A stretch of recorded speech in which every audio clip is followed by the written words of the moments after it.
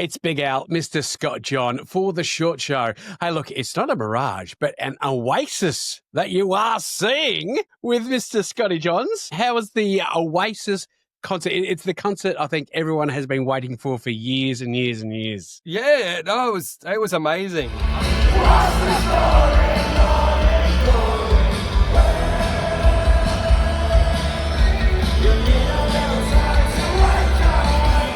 I was always a big fan back in the day. I bought What's the Story Morning Glory on the first day it came out and Be Here Now. Yeah, right. And I like that album. A lot of people don't, but I still think that's a cracking album. So I went over with my son and met a mate of mine who came in from Japan because he couldn't make the Tokyo show.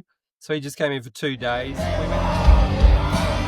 went on the Friday and the Saturday night to see That's great. the show. Yeah, we were on the first night. We were down about 3 rows from the front, right in the thick of it. I'm way too old for that, but I enjoyed it. They're older than me, so it's fine. And then we enjoyed it so much that we got some cheap side view seats the following night. They were fantastic. fine. They were fine for $100. Yeah. If anyone's watching this who's in Sydney and thinking, should I get some cheap side view tickets? Yes, you should, is the answer.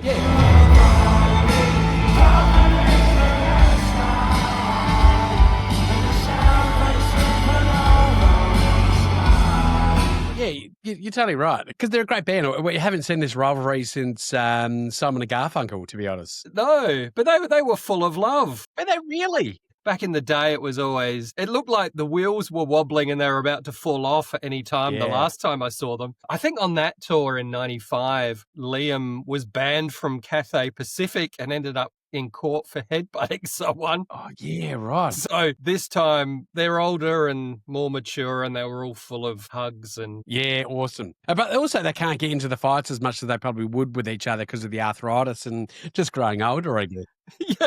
Yeah, that's right. You know what they come along and go, I want to hit you in the face with a tambourine, but I know how much they cost now. Like it's... I think they're all right for money.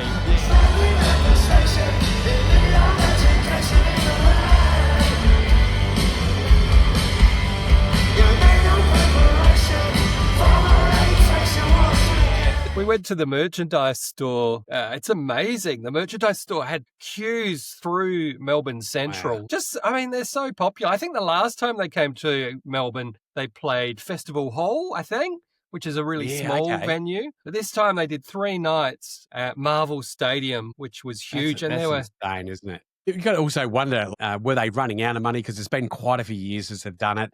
Yeah. Yeah, it's been like us plebs going, I'm going to put $100 extra in for my super and we'll get back together and we'll do a massive tour and that will set the kids and grandkids up for the rest of their lives. So. Well, but they were putting in 100%. It was better than I expected. Yeah. They're probably at the best I've seen them. So in front of us, there were all these, I guess, like 20-year-olds. It was all ages. There was the dad rock, there was the dads with their kids there.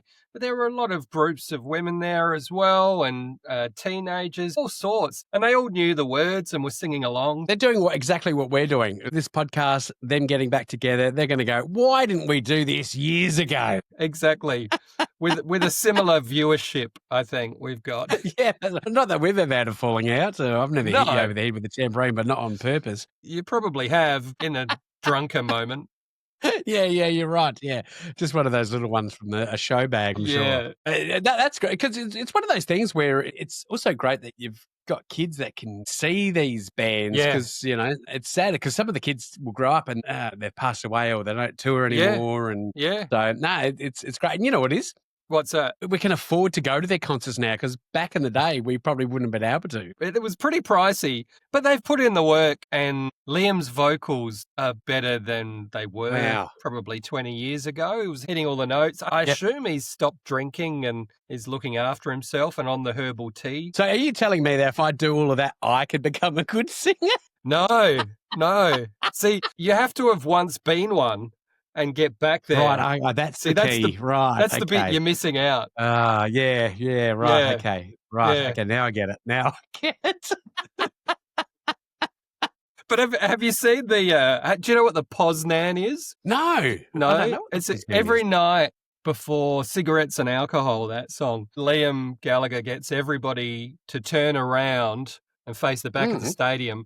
Then everyone has to put their arms around each other and jump up and down. That's the Poznan, right? Right, okay.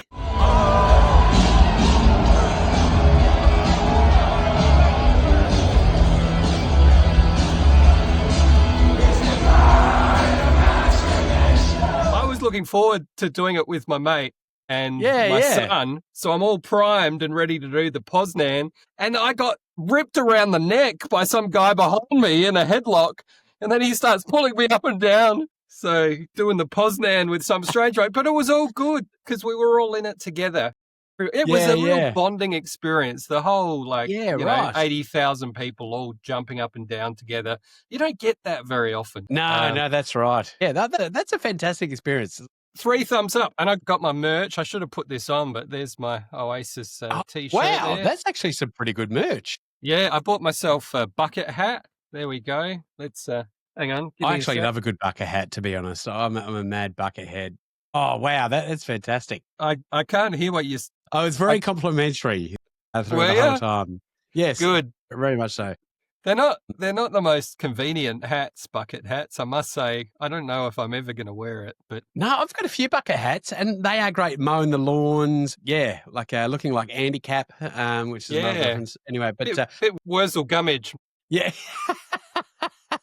And did you see you must have seen the footage of everybody leaving their stadium afterwards. Did you see that? And they're just singing. It's just singing. I've got a bit of that here. Have a look at that.